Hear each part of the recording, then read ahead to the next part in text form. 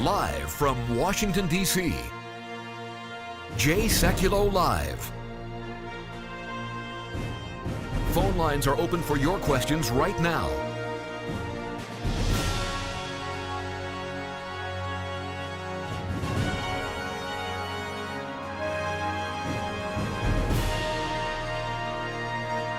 And now, Chief Counsel for the American Center for Law and Justice, Jay Sekulow. Everybody, welcome to the broadcast. And it's a good way to start this broadcast. We've got a nice win out of the U.S. Court of Appeals for the Sixth Circuit. Now, this case involved the national motto, "In God We Trust." There's been a series, as you know, a series of challenges to the national motto. We've been litigating this, my goodness, for three decades. But what's interesting here is this decision just came out late last night. Here's what we argued in our brief that was filed on behalf of members of the United States Congress and, of course, our American Center for Law and Justice and our committee to defend the national motto, which many of you were members of. I'll get the exact number. I think it was a couple 100,000 people will get that. But anyways, here's basically the four arguments we made. Number one, the national motto does, in fact, reflect the historical fact that this nation was founded upon a belief in God. Number two, the First Amendment does not compel the redaction of all references to God just to suit, in this particular case, atheists who were complaining about it. Appellants were arguing that they had a free speech claim to not have to see the national motto on coinage. We thought that was wrong. We also thought that they lacked standing to assert their claims. The Sixth Circuit Court of Appeals issued a decision today, or last night, affirming the lower court's dismissal of the case, which held that in fact, the national motto, "In God We Trust," on U.S. currency is in fact constitutional. I want to get your opinions on this, folks, because it's kind of a core ACLJ case that we've been handling these cases. As you know, I've been litigating these cases before the Supreme Court for 3 decades. And we've got now another win here. Now, I think the next stop on this one is probably the Supreme Court of the United States. But, Harry, what's your reaction to it? Well, my reaction to the plaintiff's claim is they have not suffered a cognizable injury. And if you look at the opinion, the plaintiffs have alleged facts showing societal bias against atheists supporting their claim that they face stigma. They have also alleged facts suggesting that Congress required and reaffirmed the inscription of the motto on currency for Christian religious purposes, but they have not presented factual allegations plausibly demonstrating that the challenge statutes caused the societal bias in their asserted injury. So in essence, they have made up a claim which they cannot prove, and they've made up a claim that is contrary to American history. So their argument is that they are, because they're having to use the money, that they are endorsing the message on that money. Now, I did a case on government speech, which is what this would be in that context, called Pleasant Grove versus Summum. It was a Ten Commandments monument case. We won that 9-0. All the justices agreed with us and it ruled against the other, the people, the Summum group, which was a religious group trying to challenge the Ten Commandment monument display. But what the court says here is that Walker and Summum, referring to two cases, but the Summum is the case that I argued, similarly determined that whether speech on an optional license plates and privately donated monuments in public parks, that was our case, respectively, were government speech by assessing whether persons who observe these items routinely and reasonably interpret them as conveying some message on the owner's behalf. In other words, when the dollar bill is utilized, Andy, the idea that the person is endorsing everything on that dollar bill, the court said, no, that is not correct. That is correct, and it is not correct. You know, Jay, on the back of the dollar bill, there are symbols that are Masonic. Yep.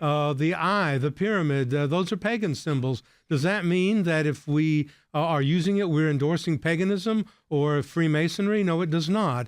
It is a choice that has been made by the government. It is government speech. It is not speech that is considered to have a purpose that is offensive, and therefore the court in this case was absolutely correct to uphold the motto. And everybody knows it's the government that's speaking here. I mean, this is where this argument I thought had no merit. Having said that, you got to take all these seriously. We did. We filed a brief in the case. And again, I'm not going to. I suspect this goes to the Supreme Court. I don't think they'll take it, but I wouldn't be shocked if it goes there. But then again, on the interrelation between the legal work and the political side, or what I would call the governmental affairs side, this shows a nexus of what we do. Yeah, well, and you just read the claim. They were trying to put words in the mouth of Congress. So what did? We went to Congress and said, look, they're trying to speak for you. We would like to present your argument to the court. We did that in this case. We combined it with our members' interest in the case, which, Jay, there's no accident there. Members of Congress like to do what their constituents want. We provide that nexus. We make the argument to the court. And, Jay, usually this is the result. Our side wins. Yep. We've got a lot more ahead in defense of our national motto. Stay tuned.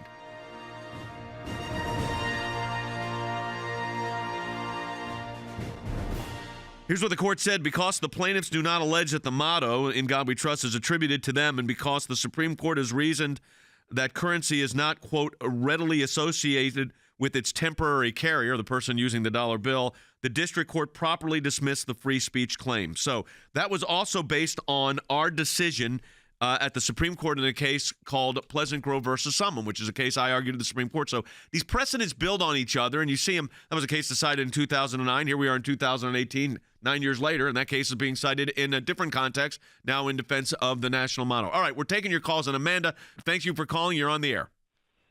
Hi. Hey. Hello, guys. It is very important to me, the work that you do.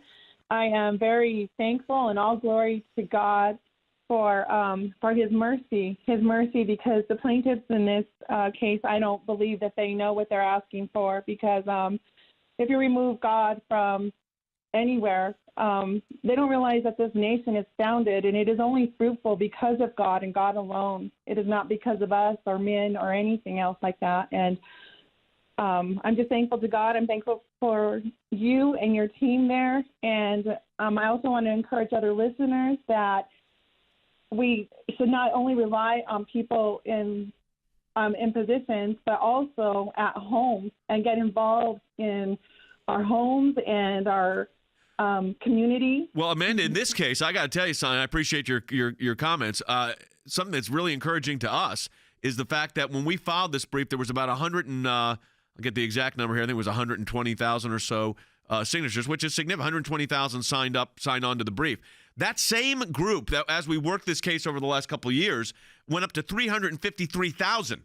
So it almost tripled. I mean, came very close to tripling the amount of people that responded, which is great.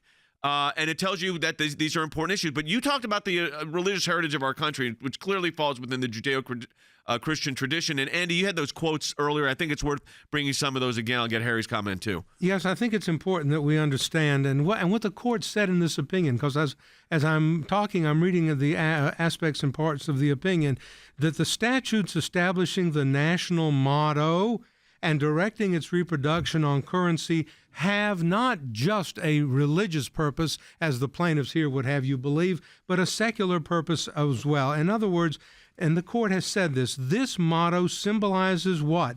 The historical role of religion in our society. It formalizes our medium of exchange, fosters patriotism, and expresses confidence in the future. This is what the court just said yesterday in this opinion. Well, I totally agree with Andy. If you go back to the 1892 Supreme Court decision in Church of the Holy Trinity, the court said that this is a religious nation. The Supreme Court has also discussed the historical role of religion in our society and concluded that there is an unbroken history of official acknowledgement by all three branches of government. That includes the judiciary, of the role of religion in American life at least from 1789. Yep. So the caller is absolutely correct. This is a historical record that is clear, and I think Andy is correct, suggesting that religion plays a role in binding society together, encouraging patriotism, and that is important for sustaining the nation. When you talk about the quote from the Trinity case, this is a religious nation, the rest of that quote goes on, whose institutions presuppose the existence of a supreme being. I don't know if that's in the opinion there, but that's how the entire opinion reads in the Holy Trinity case. All right, we're going right back to the phones, and let's go to Dan, who's calling from Washington, D.C. on line 2. Hi, Dan. Hi, Jay. I just wanted to say I totally agree with the last caller that this nation was blessed by God and not by man. And the other comment that I wanted to make about the motto is that this is just one step. If they erase our motto, our national motto, it's going to be replaced with something else. And whatever else that is replaced with is not going to help to advance or help this nation in any way, shape, or form as what this national motto does. So here's what you bring up the point, and that is, look, they're not going to get there's not going to be legislation passed in Congress that does away with the national motto. So what they're doing is, and they have the right to do it, is rely on the courts to do that work, because and that's never going to pass Congress to say we're no longer going to recognize "In God We Trust" as the national motto of the United States. Well, the historical significance of the motto is well ingrained, Jay, but there's an open question about whether or not our future generations will know that. In fact, I actually just got a text from a friend who brings her 5th grade class to Washington, D.C. every year. This is someone you know, and they love going through the Capitol Visitor Center and seeing the national motto emblazoned. But, Jay, I'll tell you this. Andy's completely correct about the precedent and the importance of that for future victories, but the opposite is also true. I mean, once in a while, you do find a district court judge. I remember when Barbara Crabb ruled the National Day of Prayer as unconstitutional. So while there's a temptation to ignore these crazy claims because we just think they will never succeed, you have to follow up on them, because if you don't engage them, they can go the other direction. Well, they have gotten judges to agree with them. I mean, it's not like they, it's not that they don't occasionally get a judge to agree with them. Occasionally they do get a judge to agree with them. So you got to be vigilant here. We'll go to Debbie, who's calling out of Boston, Massachusetts, on line 3. Hi, Debbie. Hi, Jay. I'm so thankful for all that you do, and I just pray for you, and support your ministry. But I have a question that I'm just concerned or just confused with. Who is paying for this lawsuit, as far as the people filing it, as well as the ACLJ having to come up with resources to defend this and whatnot? Yeah, well, the ACLJ, our members allow us to defend it. So people that donate and support the ACLJ allow us to go to court to defend these or bring actions. And likewise, on the other side, they do too.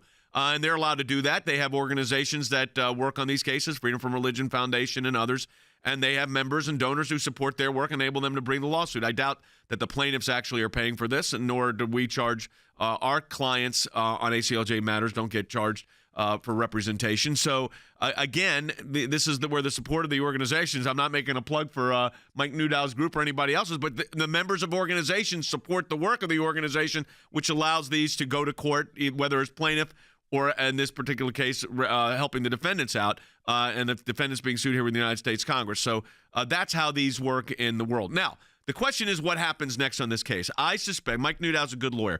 He may take that dissent and say, I may have an angle there a little bit on the Religious Freedom Restoration Act claim, which is a statutory claim, not a constitutional one, and take a rehearing on Bonk, or, Harry, he may go for a cert petition, but I expect one of the two are going to happen.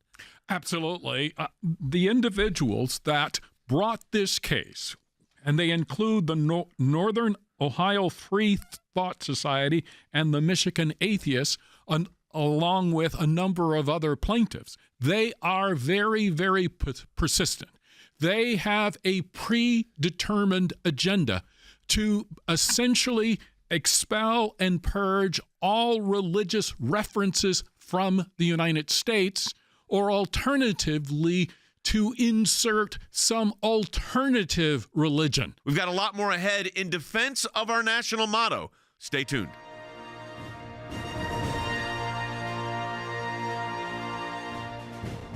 We talked about during this case that the Sixth Circuit relied on a case we argued at the Supreme Court called Pleasant Grove versus Summum.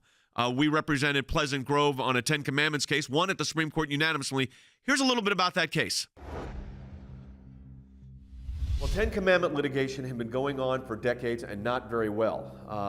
And we had this case coming out of Utah where this little town, Pleasant Grove, wanted to fight back. And this group came in to say, well, if you're going to display a Ten Commandments monument, we want you to display our monument, which was called the 7 Aphorisms, which were basically the anti-Ten Commandments monument. The idea being, if cities are forced to do this, they'll be putting them up all over the country, and cities will just remove their 10 Commandments. This monument with the 10 Commandments has been here nearly 40 years.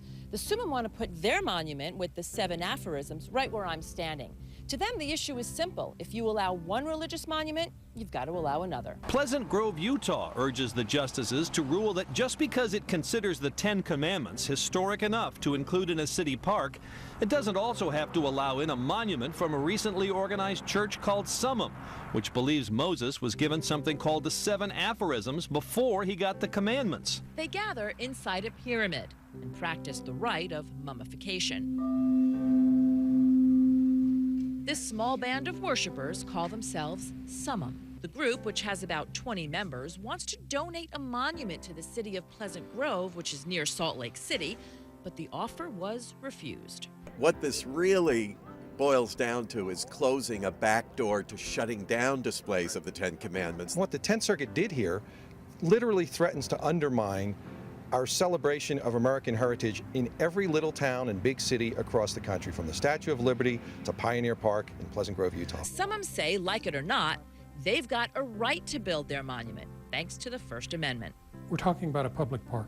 If we were talking about the front lawn of the City Hall, where government unquestionably controls and limits speech, that would be different. The mayor of Pleasant Grove says this is not about religion.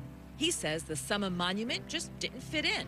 This park is dedicated to the history of the people, the founding of the city, and significant people that have lived and contributed to the community. I went with a very aggressive strategy. It was controversial at the time, where I said, no, look, this is the government making a decision to speak here.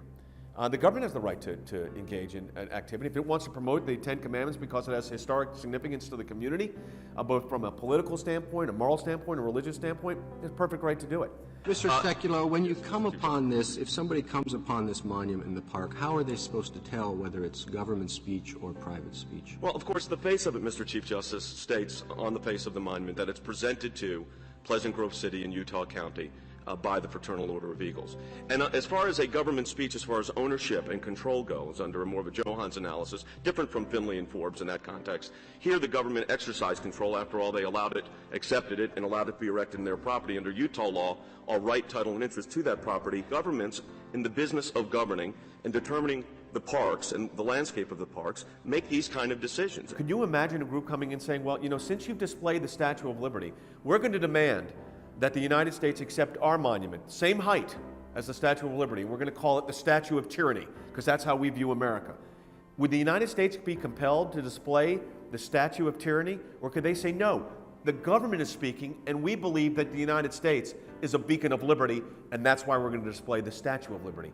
Or at the Holocaust memorials that are throughout the United States in those parks, are you going to have to put a statue to Adolf Hitler because some neo-Nazi group wants it? No. When the government's speaking, it can determine its message. If this opinion stands, they will now have to accept, but they will be forced to accept, the counterpoint to every statue, every monument, every memorial. A monumental decision today by the Supreme Court in Pleasant Grove City, Utah. There's a park and in it a monument to the Ten Commandments. A small religious group known as the Summum thought the park would also be a good place to put a monument of its own, but the city said no, so the group sued, claiming it violated its right to free speech. But today the High Court said not so. It ruled unanimously that parks are not required to take every monument they're offered. I remember during the oral argument, Justice Ginsburg asking me about the Ten Commandments display, and I pointed to my right, because engraved in the Supreme Court frieze up on the wall is the Ten Commandments, Moses holding those Ten Commandments, and the words written in Hebrew. This court has a depiction of Moses holding the Ten Commandments in the frieze of the courtroom with words written in Hebrew. That's not an endorsement of the religion or of the commandments. It's representative of the history. And I said, you know, basically, if it's good enough for the Supreme Court of the United States, it certainly is good enough for Pleasant Grove. And 9 justices agreed with us. It was a great decision and a great result. It's rare you win a Ten Commandments case, and it's even rarer to win it unanimously, and we did, by God's grace. It was a great victory, still is. Let's go ahead and take some calls. All right, let's do it. Let's go to Tina in Arizona on line 2. Hey, Tina. Hi. Hey. Yes, I'd just like to say that keep up the good work and keep fighting for our efforts, and I enjoy watching you on the internet. You do? So you're a Facebook or Periscope watcher? No. No. ACLJ.org? Yeah. Yeah, there you go. Okay, good to hear that. So that's very good to hear. Look, I mean, this is we talk about this, but Andy and Harry, and we'll go to Andy. This is a core ACLJ case. I mean, this is when we started. This was what we did, and we continue to do it, but we're doing other things as well. So some of those get, these cases can sometimes get kind of pushed aside, and we don't want them pushed aside. We want to be able to highlight them when we get a decision. We got one here. This is at the heart of what we do, Jay, and it's always been at the heart of what we do since we started many, many, many decades ago, it seems, in doing these religious liberty and religious freedom cases. What we have done here is we have taken the side, I think, of the historical precedent that has been established in the United States by Congress, by our traditions, and by our historical precedent, that in God we trust is part of the fabric of our society. God and religion are part of the fabric of our society, woven in with all our institutions, secular religious institutions. It is part of this nation, and the societal bias that the plaintiffs claim that they incurred here and that they have been injured has been rejected once again, in this case by the Sixth Circuit, and I think rightly and correctly so. Let's go to Abigail, who's calling on line 6 with a different point of view. Abigail, you're on the air. That's good. Abigail, go ahead. Hi. I'm kind of torn on this whole issue. And let me explain why, and then I want your comments on it. I was born in 56. When I grew up, if somebody used the term God generically, it's pretty much understood you meant the God of the Bible. Whether you agreed with it, believed in him, it was understood. Now, the term God can mean just about anything, so it doesn't have the same meaning. So explain to me why, when there's so many other things we could be spending money and resources on, this is a hill to die on. Well, it's not a hill to die on. It's the historical fact of our country. So we're founded under, I don't think anybody can argue that we're founded under Judeo-Christian principles. In God We Trust was inserted in as the national motto during a time when there was a great conflict between the United States and the former Soviet Union. And the Soviet Union, which was found on the basis of atheism, the United States said, what is our distinctive? Well, we believe that God gives liberty and freedom, not the government. And the government here is simply acknowledging a fact. And I appreciate you calling in, Abigail, and everybody. I was born in 1956 as well, long time ago. And the fact is that that was an acknowledgement of who we are as a people. So, Harry, the historical precedent really predates the statute itself here. Absolutely. So we are a nation that was founded in the belief, or on the belief, in a creator. God gives us liberty, not secular humanism, not radical human autonomy. And so it's very, very important to establish that principle. And our litigation does that. And by doing so, we have strengthened the nation's social fabric, and we have sustained the nation, I believe, going forward. All right, let's go ahead and get another call. Let's go to Pam in Pennsylvania, line 3. Hey, Pam. Greatly appreciate what you do. Strong supporter. I try to listen every day that I can. Great. And I think this is crucial. I think that, standing up for the nation's motto on our money is important. Look, I mean, don't think that this is over, because it's not. You can go to appeals, go to the Supreme Court, and there's going to be other cases like this. And I want Than to reiterate as we get ready to close the broadcast out, we had to fight for this at the Capitol Visitor Center, because on top of the motto, when you see the Capitol, when you see the where Congress meets under the dome, and you see emblazoned on the speaker's dais, in God We Trust, that was going to not be in the Capitol Center. That's right. And the instruction to make that inscription, Jay, was actually passed by Congress. It was a statute that was then challenged in a court of law. Yep. And I would just quickly say in all of these cases, isn't it a great dovetail between our work in a court of law and then our members' right to petition the government for a redress of their grievances? Because, look, we give our members the opportunity to sign these legal arguments, but then we also ask their federal elected officials to stand with them. So, Jay, if you put that trifecta together, our legal work, our members having an opportunity to make their voices heard, and then their elected officials standing with us, in most cases, at least in the end, when the whole thing is played out, Jay, we win, we carry the day, because the legal arguments are correct, and we use every opportunity to make our members' voices known that we can. Yeah, exactly right. And Harry, here the court came to the right conclusion. It doesn't mean the case is over, but we are a nation founded on the idea of Judeo-Christian principles. That's just fact. You're absolutely correct. And so to our listeners, I would suggest the following. We must remain vigilant. We should note that the radical anti-religionists are on the march, and they are very, very persistent. Well, that's going to do it for the broadcast this week. Defending the national motto, In God We Trust. Nice victory out of the U.S. Court of Appeals for the Sixth Circuit. And again, as we always say, thank you to our TBN viewers. Because of your support of TBN, we're able to come to you each and every week. No cost for the airtime to the ACLJ, and that makes a huge difference. So we can fight cases just like this one. We'll see you next week.